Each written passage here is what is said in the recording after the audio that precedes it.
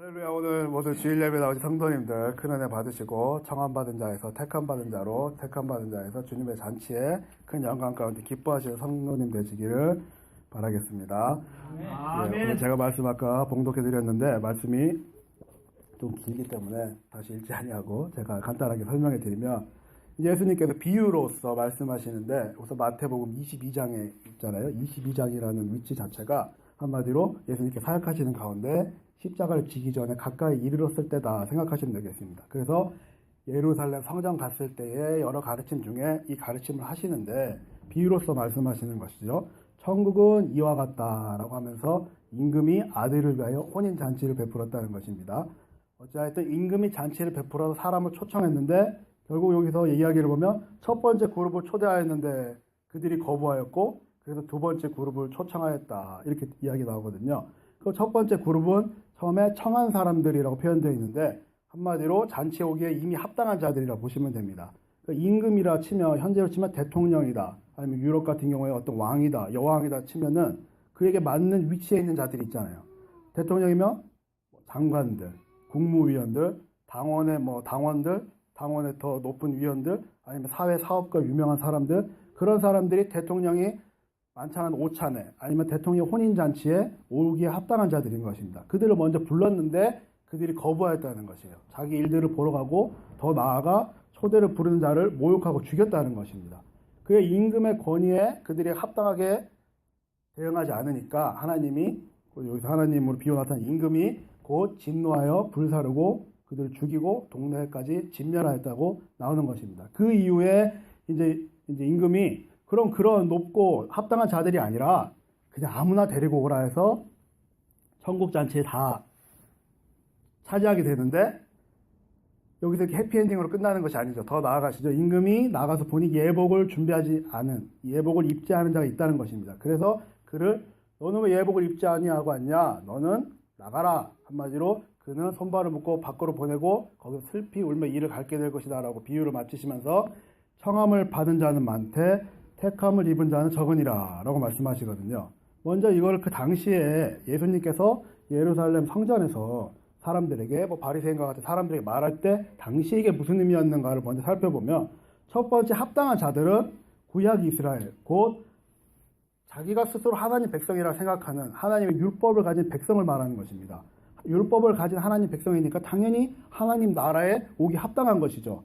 아브라함부터 모세로부터 다윗부터 하나님의 법도를 가지고 살아간 합당한 자들이니까 하나님 나라에 당연히 오라는 것인데 그들이 거부하였다는 것입니다. 종들을 모욕하고 죽인 것은 곧 예수 그리스도를 말하는 것이죠.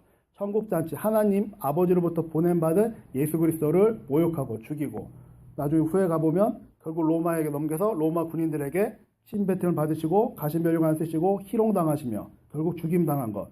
그거 더 나아가서 임금이 놓아여 군대를 보내어 살인자들을 진멸하고 동네를 불사른 것 같이 예수님께서 예언하신 바 이 성전이 돌 위에 돌 하나 남김없이 무너지리라.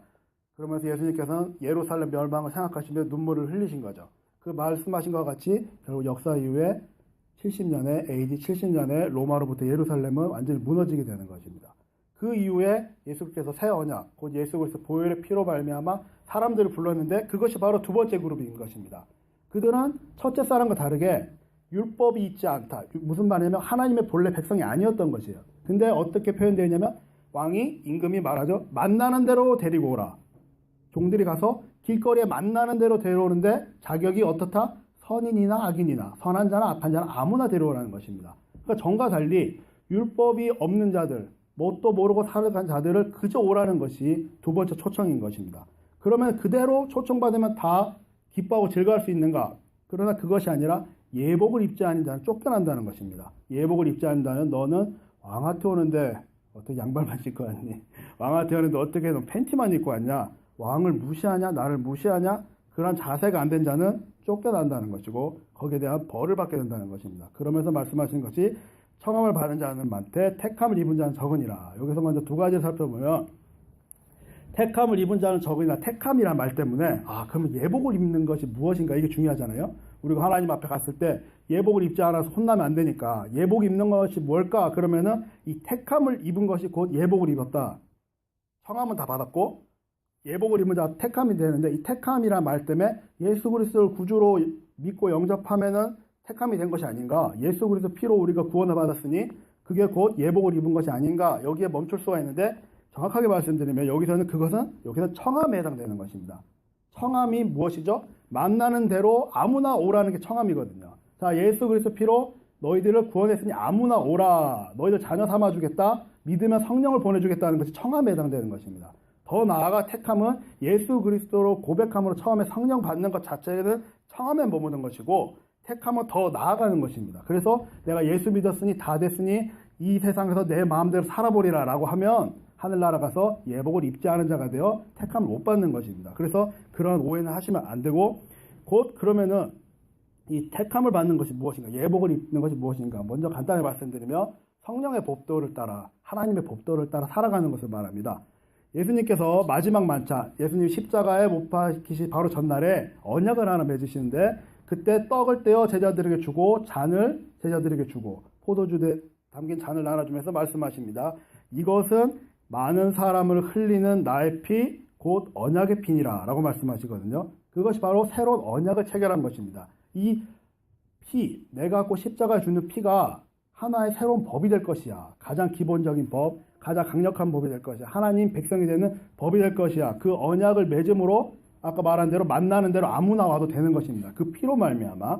그러면 그것이 어떠한 피다? 많은 사람을 위하여 흘리는 피라는 것이에요. 그 옛 언약과 좀 달라지는 것입니다. 옛 언약은 아브라함과 모세를 따르는 민족의 어떤 중심적인 언약이었다면 이제는 예수님으로 모든 인류가 하나님 백성이 되는 새로운 언약을 체결한 것입니다. 그렇다고 이게 옛 언약을 갑자기 없애버리고 새로 만든 것이 아니거든요. 아브라함을 처음 부를 때부터 아브라함에게 하나님이 말씀하시기를 땅의 모든 족속이 너로 말미암아 복을 얻을 것이다. 너는 여러 민족의 아버지가 될지라라고 말하거든요. 근데 실제로 아브라함은 누구의 아버지죠? 구약 이스라엘의 아버지죠. 그러나 결국은 하나님께서는 미리 아브라함에게 너는 여러 민족의 아버지, 모든 족속이 너로의 복을 받을 걸 말씀하신 것입니다. 그러니까 예수 그리스도의 새 언약이 옛날 걸 완전히 없애버린 것이 아니라 미리 말한 걸 성취한 것이죠. 근데 그것이 옛날 법과 구별을 하기 위해 새 언약이라고 표현된 것입니다. 정확하게 말씀드리면 성취된 완성된 언약인 것이죠. 이 언약으로 우리가 청함을 받는 것입니다. 그래서 잔치에 들어가는 것이죠. 그러면 왜 우리가 그냥 택함을 못 받는가? 이 언약 아래는 율법이 당연히 있는 것입니다. 따라야 할 법이 있는 것입니다. 구약으로 치면 아브라함을 불러 언약을 맺었는데 거기에서도 아브라함도 성경을 보면 아브라함이 하나님의 율례와 규례를 따랐더라 이러거든요. 그저 내가 하나님 하실 줄 믿습니다. 믿음으로 의인이라 칭함을 받았느니 해서 끝이 난 게 아니고 율례와 규례를 법도를 따라 지키는 것이에요. 더 나아가 이스라엘 민족은 어떻죠? 모세가 600년 후에 시내산에 예굽에서 출애굽을 하여 시내에 가서 율법을 받죠. 율법을 왜 받습니까? 지키라고 받는 것입니다. 장식품이 아니라 어기라고 있는 것이 아니라 율법을 지키라고 받는 것이에요. 그래서 결국 언약을 맺고 백성이 된 자는 그저 청함받아서 잔치 즐기는 것이 아니라 지킬 법도가 있는 것입니다. 이와 관련해서 유다서에서는 요한계시록 바로 앞에 유다서 5절에서는 주께서 백성을 애굽에서 구원하여 내시고 후에 믿지 아니한 자들을 멸하셨으며 영어에서는 at one time 한꺼번에 한 번이라는 표현이 추가로 되어 있는데 결국 주께서 아브라함 이후에 모세를 불러서 백성을 구원했다는 것이에요. 그게 끝이 아니라는 것입니다. 그렇죠? 청함을 받아서 잔치한 게 끝이 아니라는 것이에요. 믿지 아니한 자를 멸하였다. 무슨 말이죠? 불평불만하고 하나님 뜻에 따르지 아니하고 이러한 자들은 거기서 죽여버렸다는 것이에요. 구원이 끝이 아니라는 것입니다. 법도를 따라야 한다는 것을 유다서에서 확실히 말하고 있는 것입니다. 그러면 우리가 예수 그리스도 언약 안에 새 법을 따라야 되는 것은 예수님께서 뭐라고 말씀하셨는가? 새 포도주를 낡은 가죽 부대에 넣는 자가 없다. 그렇죠? 왜 그러냐면 이 새 포도주는 한마디로 산화작용이 세기 때문에 낡은 거 있으면 그 부대가 터져버린다는 것이에요. 그래서 새로 만든 포도주는 새 부대에 담으라는 것입니다. 이것이 무슨 말이냐면 새 언약을 내가 체결했으니 옛법이 아니라 이제 새 법을 따르라는 것입니다. 이러한 맥락하에 우리가 할례를 하지 않는 것입니다. 할례를 해도 되고 안 해도 되는 것이에요. 그렇죠? 나시린이라는 게 있지 않습니까? 삼손처럼 머리를 기르고 제가 여기서 하나님의 귀한 말씀을 전한다고 해서 머리를 기르지 않잖아요. 옛법 낡은 부대인 것입니다. 낡은 부대를 지금 새로 지킬 필요가 없는 것입니다. 우리가 성전을 지을 때 레위기에 있는 것처럼, 뭐 민수기에 있는 것처럼, 신명기에 있는 것처럼, 출애굽기에 있는 것처럼 그 법령에 따라서 제사를 드리지 않잖아요. 동물을 잡고 소를 잡고 안 하잖아요. 새 언약, 예수 그리스도 피로 이제 새 법을 따르는 것입니다. 그렇죠? 성막을 지어서 예배를 안 드리잖아요. 그런 것과 같이 이제는 새 언약 안에 새 법이 있는 것입니다. 그렇다고 그럼 그 법도가 무엇이냐? 목사님께서 항상 강조하듯이 두 가지 요약할 수 있죠. 하나님을 마음을 다하고 진정을 다하고, 이 진정을 다하여 하나님을 섬기는 것, 이웃을 내 몸과 같이 사랑하는 것입니다. 그럼 구약 율법이 그럼 잘못된 것인가? 그게 아니라 구약 율법이 새로운 하나님의 그 새 언약, 예수 그리스도 언약 아래 해석돼야 되는 것이죠. 아까 말씀하셨다시피 성막을 짓고 뭐 동물을 바치고 이런 것들에서 무엇이 드러나죠? 하나님 앞에 진정으로 예배드리는 것이 그 밑에 전제가 되어 있는 것이죠. 예를 들어서 율법, 구약 율법인 이런 것도 있습니다. 매년 7년째에 빚을 탕감해 주라고 하거든요. 가난한 자에게, 예를 들어서 너에게 빚을, 어떤 자가 나에게 돈을 빌렸으면 7년마다 7년 이렇게 지나면 7, 뭐 14년, 21년째마다 그 빚을 청산해 주라는 거죠. 저희가 그것을 지키고 살진 않잖아요. 그러나 그 밑에 깔려있는 게 무엇이죠? 가난한 자를 돌보고 이웃을 사랑하라는 것이 깔려있는 것입니다. 결국 아까 성막이나 이런 것이 첫째 하나님을 섬기는 것이 밑에 전제가 되어 있듯이 그러한 법도에 이웃을 사랑하는 것, 이웃을 국률이 여기는 게 담겨있는 것인데 그것이 새 언약 아래 새롭게 해석되어서 우리가 실천하며 살아가야 되는 것입니다. 그러니 예복을 입고 나간다는 것은 그저 예수 믿었으니 다 됐어요가 아니라 그 법도를 지키며 살아가야 된다는 것이죠. 하나님의 가르침을, 예수님의 가르침을 지키며 살아가야 된다는 것입니다. 선한 사마리아 그 여인, 선한 사마리아 비유를 들어보자면 어떤 자가 예수님께 묻죠. 우리의 이웃이 누구이니까? 강도 만난 자가 있는데 세 사람 중에 두 사람은 강도 맞는 자를 무시하고 지나갔고 한 명은 그를 돕고 돌봐주었다. 그리고 문제 예수님께서 누가 그 사람이 이웃이겠냐? 강도 만난 자를 도운 자가 이웃입니다. 예수님께서 너도 그와 같이 해라. 너도 그와 같은 이웃이 되라. 이러한 가르침이 곧 예복을 입는 삶인 것입니다. 그러니까 그냥 구원받았으니 다 됐다라는 것이 아니라 예복을 입고 나아가야 되는 것이죠. 이와 관련해서 갈라디아에서는 성령의 열매와 육체의 일로 비교해서 이것을 강조하고 있습니다. 성령의 열매는 사랑과 희락과 화평과 오래 참음과 자비와 양선과 충성과 온유와 절제니 이렇게 말하면서 육체의 일이라는 것은 우리가 뭐 먹고 마시는 것이 나쁜 게 아니라 하나님의 법도를 버리고 하나님을 따르지 않는 것을 육체의 일이라고 표현하는데 육체의 일은 분명하니 곧 음행과 더러운 것과 호색과 우상 숭배와 뭐 원수 맺는 것, 분쟁, 시기, 분냄, 당짓는 것, 분열함, 술 취함, 방탕함 그와 같은 것들이니 바울이 말하기를 내가 전에 경계한 것까지 경계하노니 전에 주의하라고 강조한 것까지 다시 말하노니 이런 일을 하는 자들은 하나님의 나라를 유업으로 받지 못할 것이요. 오늘 비유 말씀으로 말한다면 이러한 자들은 청함을 받았으되 택감을 받지 못할 것이다 라고 갈라디아에서도 사도 바울이 말하고 있습니다. 그러면 여기서 헷갈리면 안 될 것은 처음에 우리가 임금이 이 비유에서 말하면 한국 잔치에 오라고 하잖아요. 그냥 오라고 하잖아요. 만나는 대로 오라고 하잖아요. 그것이 우리가 흔히 말하는 대로 그리스도 은혜인 것이죠. 은혜로 오라고 했는데 이제 와가지고 너무 막 우리 보고 막 잘하라고 법도를 다 지키라고 그럼 안 될 것처럼 막 이런 것 행위로서 또 구원받는 건 아니라는 걸 많이 드렸다시피 결국 그러한 것은 아니고 우리 마음의 중심에 무엇을 두느냐는 것입니다. 그리스도의 사랑으로 은혜 받은 자가 내 중심에 무엇을 두는 것이에요. 두냐 이것을 묻는 것입니다. 로마서에서는 이와 같이 말합니다. 로마서에서 그리스도의 사랑을 바울이 고백하기로는 내가 확신하노니 생명이나 천사들이나 권세자들이나 현재일이나 장래일이나 능력이나 높음이나 깊음이나 다른 어떤 피조물이라도 우리를 우리 주 그리스도 예수 안에 있는 하나님의 사랑에서 끊을 수 없으리라. 결국 우리를 초청한 임금이 우리를 사랑한다는 겁니다. 그렇죠? 그 사랑을 저버리지 아니하고 그 사랑을 성령을 사모하면서 내가 법도를 다 못 지키겠죠. 우리가 어떻게 원수를 다 사랑할 수 있겠습니까? 살다 보면 내 육체가 지치고 힘든데 다 사랑할 수 없다는 것이에요. 근데 너 마음의 중심에 뭐가 있냐는 것입니다. 뭐가 있냐 묻는 것이죠. 임금에 대한 사랑이 있다면 팬티만 입고 임금한테 가지 않고 예의를 갖춰서 갔을 텐데 마찬가지로 너는 어떻게 이 세상을 살아가냐는 것입니다. 묻는 것입니다. 그리스도의 사랑을 어떻게 여기냐는 것이에요. 임금의 초대를 했는데 임금의 초대를 그냥 무시하는 거냐 아니면 정말 고맙게 생각하는 거냐. 그러면서 그 그리스도의 사랑을 생각한다면 결국 너가 그 마음의 중심만 둔다면 그 그리스도의 사랑이 절대 너에게 끊어지지 아니할 것이라는 것입니다. 우리가 완전한 것이 아니라 은혜로 구원받았고 그리스도의 사랑으로 구원을 받아서 청함받은 자로서 예복이 준비된 자로서 택함받은 자로서 나아가는 것이겠죠. 오늘 찬양을 너무 많이 부르다 보니까 역시 지쳐서 설교가 이게 빨리 끝나는 겁니다. 그래서 이 오늘 비유에 대해서 얘기를 다 했지만 그대로 끝이 아니고 여기까지가 보통 일반적으로 문제없이 풀이할 수 있는 성경의 비유일 텐데 제가 중요한 거 한 가지를 더 말씀드리고 마치도록 하겠습니다. 천국은 마치 자기 아들을 혼인잔치에 베푼 어떤 인과 같으니 할 때 방금 제가 말한 것처럼 천국이라고 말하는 순간 다들 머릿속에 어떤 것이 들어가 있냐면 나는 구원열차 올라타고서 하늘나라 가지요. 이것에 생각이 당연히 나죠. 그런데 거기에서 조금 아쉬워질 수 있는 것입니다. 더 큰 복을 누릴 수 있는데 그거 복을 이 가운데 놓칠 수 있는 것인데 그렇게 천국이라는 것이 우리가 첫째 사망, 요한계시록에서 말하는 첫째 사망 이후에 가는 곳이다라고 한정 짓게 되면 여기서 말하는 큰 복을 누리기에 조금 약할 수가 있어요. 그러한 이해를 가지고는 천국이라는 것은 마태복음에서는 천국이라고 표현되어 있지만 마가복음, 누가복음에서는 동일한 말이 하나님의 나라로 표현되어 있습니다.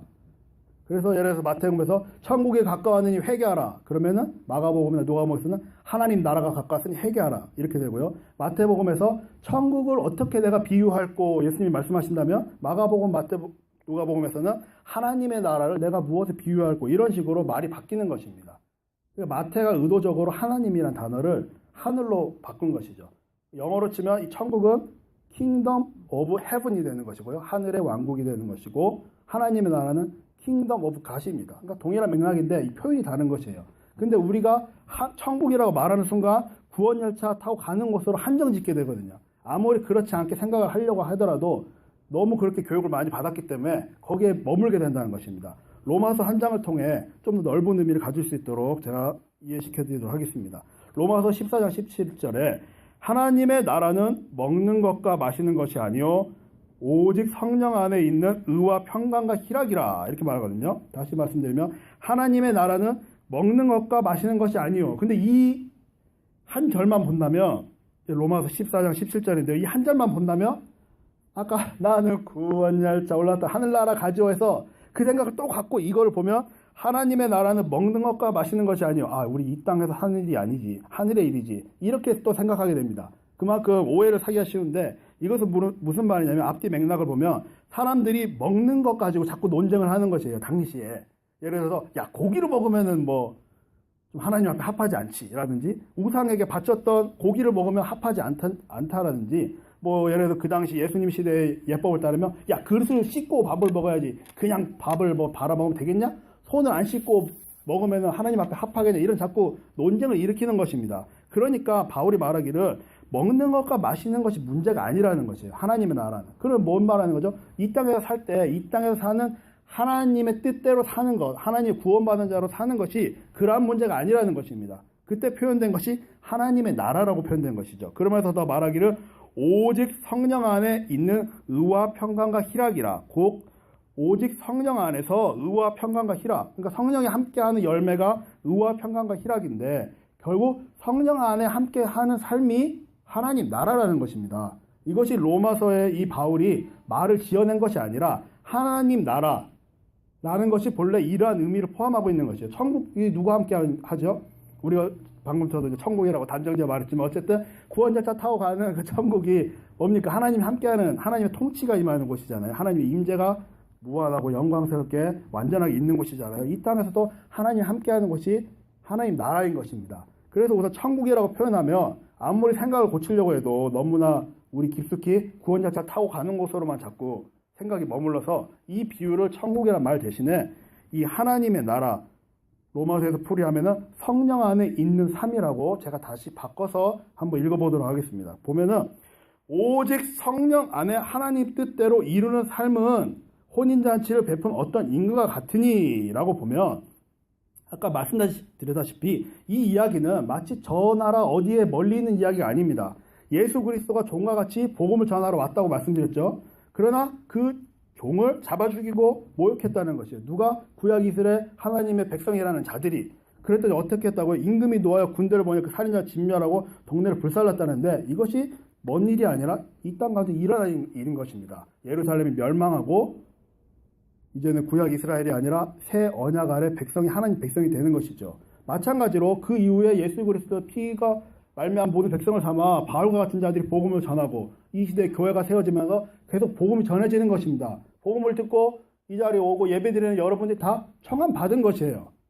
근데 내가 왜 성령 안에 누리는 의와 평강과 희락과 같은 하나님의 복을 이 땅에서 왜 못 누리냐는 것이 너희가 예복을 입지 않았다는 것입니다. 그러니까 자꾸 이걸 먼 나라로 얘기로 보내면 이 땅에서 누리 복을 놓치는 것이에요. 천국이라는 것은 그 의미에 머무는 것이 아니라 하나님의 성령 안에 하나님 뜻이 이루어지는 모든 것을 말하는 것입니다. 그래서 천국이라 읽지 아니하고 하나님 나라라든지 성령 안에 있는 삶이라고 이것을 읽어보면 성령 안에 있는 삶은 너희들은 임금에 초대받은 기뻐할 수 있는 자들인데 어찌 이 땅에서 슬피 울면서 자꾸 이를 갈게 되는 일이 생길까? 결국 본문에 따르면 예복을 입지 않기 때문에 너희들은 그 잔치에 함께 누릴 수 없는 거야. 내가 너희와 함께 잔치를 누리려고 해도 너희는 성령의 법도를 무시할 뿐만 아니라 어떤 자가 임금 앞에 나감에도 불구하고 복장을 똑바로 하지 않고 대충 대하였듯이 나의 가르침과 예수 그리스도의 가르침과 예수님의 계명과 성령해 주시는 마음의 생각과 중심들을 너희들이 무시했기 때문에 슬피 울며 이를 갈게 되지 내가 너희와 함께 잔치를 할 수 없다는 것입니다. 그러므로 우리는 모두 청함받은 백성인데 청함받은 백성자로서 이 땅에서 또한 택함받은 자로 살기 위해서는 항상 이렇게 예복을 입는 삶으로서 저 땅에서 칭찬받을 뿐만 아니라 이 땅에서도 하나님의 온전한 축복을 누리시는 삶이 되시길 바라겠습니다. 제가 기도하도록 하겠습니다. 하나님 아버지, 오늘 청함과 택함에 대하여 함께 이야기를 나누었습니다. 모두가 예수 그리스도를 믿음으로 말미암아 구원받았다는 것을 알고 있습니다.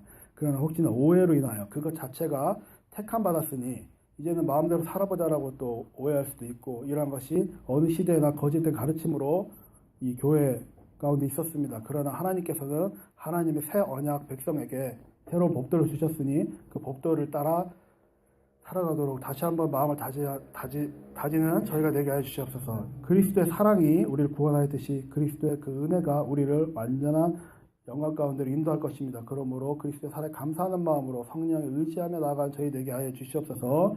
천국이라는 것이 저 멀리 있는 것이 아니라 하나님이 함께 하시고 하나님의 뜻이 이루어지고 하나님의 임재가 있는 것이 곧 하나님 나라 곧 천국이오니 이 땅 가운데서 그 천국 잔치의 맛을 보며 누리며 살아가는, 영생을 맛보며 살아가는 모든 성도님 될 수 있도록 주여 인도해 주시옵소서.